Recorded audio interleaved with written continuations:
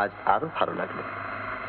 আপনার সব কথাই আমি বিনা প্রতিবাদে স্বীকার করে নিলাম, কিন্তু শিক্ষয়িত্রী হওয়া ছাড়া আপনার জীবনে আর কোনো চাহিদা নেই, এই কথা আমি কিছুতেই মেনে নিতে পারলাম না। আমার অনুরোধ, আপনি এমন কিছু করবেন না যার জন্য কল্যাণী দি বা অন্য যে কেউ আপনার ক্ষতি বা লাভ, আপনার সুখ কিংবা দুঃখের সঙ্গে আমার নামকে জড়াতে পারে।